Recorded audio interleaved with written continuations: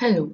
As we all know that machines reduce the efforts of mankind and also help in increasing the efficiency of the work done. So, we have designed a prototyping model of a disc throwing machine called as the super throw. Yes, it is a super throw because the distance covered by the disc is notable as compared to the efforts given by the thrower. Now let's move forward and know about a prototype. This is the problem definition. It gives us a rough idea about this drawing machine which we are going to build.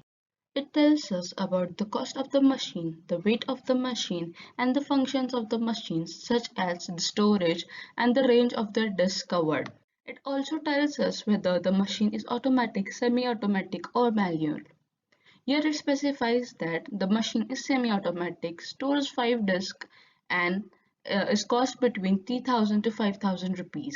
Next, here it comes the functional tree and the functional clustering. Here we have made a functional tree which shows the different functions of the machine perform. Then we have clustered them into 3 subsystems, which includes the string unit, the launching unit, and the chasing. Each cluster part gives us the detail about the functions of that particular subsystem. As mentioned before, the machine has 3 subsystems: the disk throwing unit, base, and the launching unit. Next, here it comes generated concepts. Each member of the team had designed a different concept. Here are the pictures of those. Next comes the selected concepts. After discussion or regarding all the generated concepts, the team has selected this concept. The picture is given. Next is the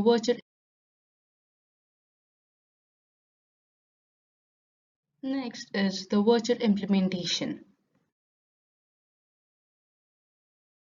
Good morning everyone, my name is Naveen and I will be explaining our 3D diagram. So firstly, let's have a look at the base. In the base we are having 4 motors, 1, 2, 3 and 4.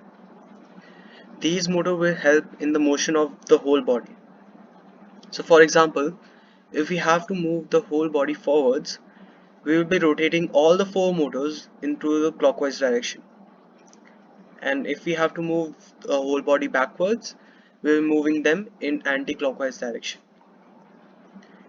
So suppose if we have to move this towards the left, so what will we be doing is we'll be stopping these 2 motors and rotating these 2 motors in clockwise direction. And if we have to move the whole system to the right, we'll be stopping these 2 motors and moving these 2 motors in clockwise direction. So you will be wondering why this thing is placed here. So on this place we'll be placing all our things like the Arduino board, the wires, the sensors, every other object will be placed on this area here. So next let's come to the top. Here we have this scan which will be used in storing the disk. Secondly, we have this little space you can see here. Wait, let me maximize it. Yeah, this space right here. Inside this place there will be a servo motor will be placed which will be pushing the disc which is placed here to this ramp area you can see, and on this ramp area there will be another DC motor that will be moving into the clockwise direction, and the speed of this DC motor which is placed in the center can be controlled by us. So a disc is placed in here, the servo motor here will push the disc out here, and this DC motor will rotate at a really high speed and move that disc in this area you can see, and throwing the disc from here. In this place IR sensor will also be placed which will help in counting the disc. So thereby you can see our entire model right here.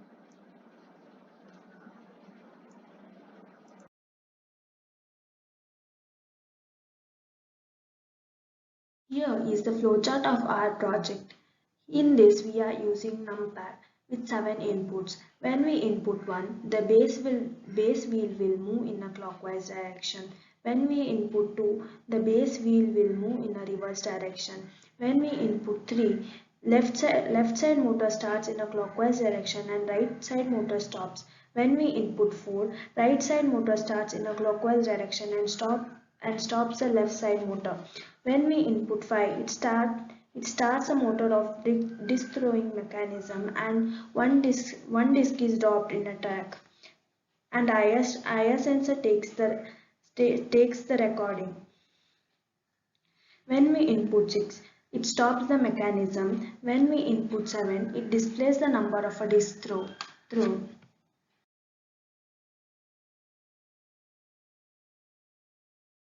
These are materials required for our project. It includes materials required and material with which part is made up of.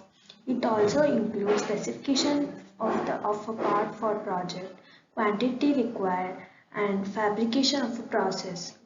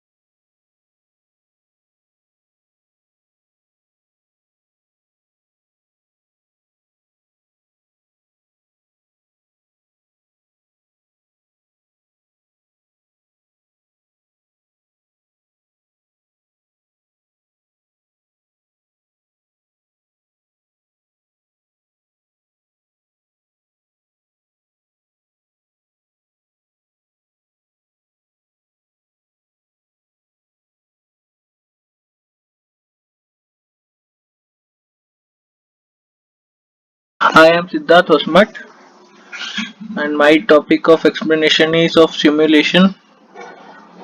This is the simulation which I have prepared in Tinkercad, which consists of a breadboard, Arduino Uno board, and 5 push buttons, a servo motor, a micro servo motor, and 3 DC motors, and on a battery of 9 volt. There are 3 transistors which are connected to positive terminal of DC motors, and a diode sorting positive with negative. And this is the circuit which I have made. Let us start the procedure. When I first press first button, the servo pushes the disk in the 3D model, and the second button and it returns back to its original position. When I press this third button, the motor, the first motor which is over wheel, top of the wheel, will start to move, which helps in throwing the disc with a high RPM, high speed. Let's stop it by pressing it again. The wheel, these two are the wheels, other two DC motors are of the wheels. The wheel starts moving. When I press another button, it stops. Like the same way, both start moves and the entire system moves forward. When I press off button, it off. This is the simulation which we have made. Thank you.